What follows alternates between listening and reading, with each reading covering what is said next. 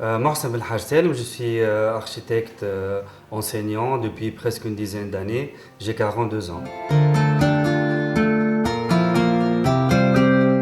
Donc, au départ, je suis architecte diplômé de l'ENO en 2002.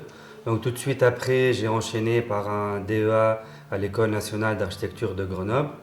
Il n'y avait pas de motivation particulière à ce choix. Je voulais, comme tous les jeunes de mon époque, quitter la Tunisie pour trouver un emploi. Après, ça a bien marché par rapport aux études. J'y ai pris goût et on m'a proposé de poursuivre une thèse financée. Il y a eu juste après les premières publications qui ont confirmé la justesse du choix. Et maintenant, je travaille depuis une dizaine d'années sur les mêmes thèmes du début, à savoir le son, l'acoustique et les ambiances en général.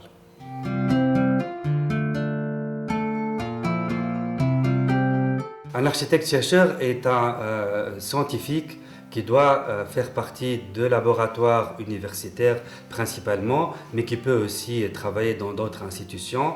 Il a pour mission de mener des collaborations avec d'autres universités sur des projets de recherche de nature académique au départ, qui se terminent par des résultats transférables généralement sur le marché du travail.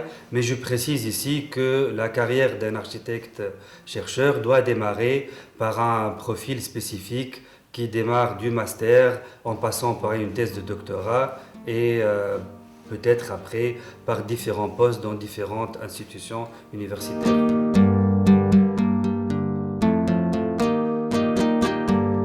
Principalement l'enseignement universitaire, mais il y a différents profils qu'on peut trouver aujourd'hui sur le marché, tels que rédacteur pour certaines revues, éditeur ou consultant pour certaines sociétés qui sont liées au bâtiment.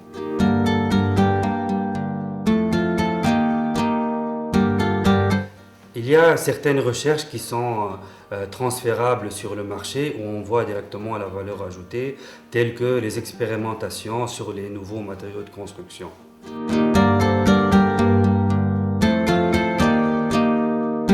Alors il y a beaucoup de préjugés et de confusion concernant cette opposition. Il y a des idées comme on ne trouve rien ou les professionnels travaillent plus que les enseignants-chercheurs. Mais je dois dire qu'il y a beaucoup de temps pour l'élaboration des cours, l'encadrement des masters, des thèses, etc. Il y a aussi certaines tâches administratives qui prennent beaucoup de temps, qui sont vitales pour l'administration, qui sont assurées par les enseignants-chercheurs.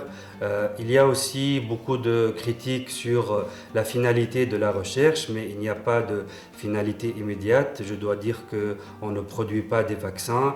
Il faut attendre que les choses se mettent en place par rapport aux résultats des études et des recherches universitaires. Mais globalement, les sciences sociales qui sont très ancrées dans la recherche universitaire en architecture n'ont pas un écho favorable malheureusement chez les praticiens, mais il faut bien les examiner pour avoir une architecture de qualité.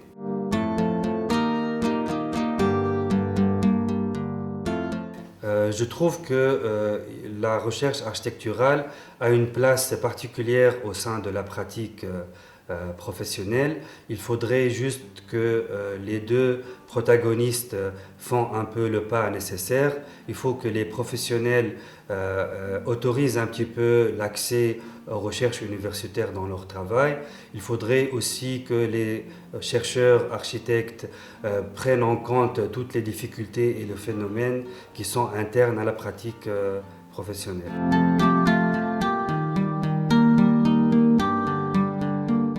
Alors, bien évidemment, ce parcours n'a pas été facile. Je dois dire que les problèmes se posent à tous les niveaux. Déjà, l'enseignant-chercheur est obligé de traiter beaucoup d'informations. Donc, on a au départ les problèmes de disponibilité d'ouvrages, les problèmes de bibliothèque.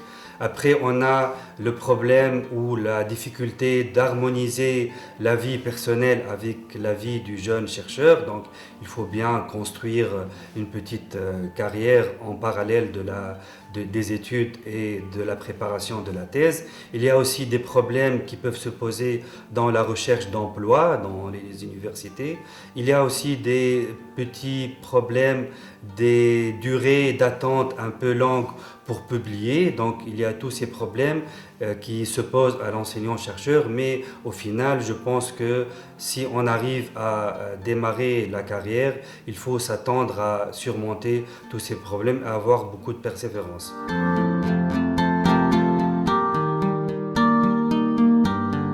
Donc même s'il y a beaucoup de problèmes qui se posent dans la préparation de la vie du jeune chercheur, mais je dois toujours dire que c'est une situation très agréable de se trouver dans des conférences, dans des congrès, à côté de chercheurs confirmés. Donc je ne peux qu'encourager les jeunes étudiants de l'UIK à se frayer un chemin dans la recherche universitaire qui doit alimenter, comme je l'ai dit au départ, la pratique professionnelle.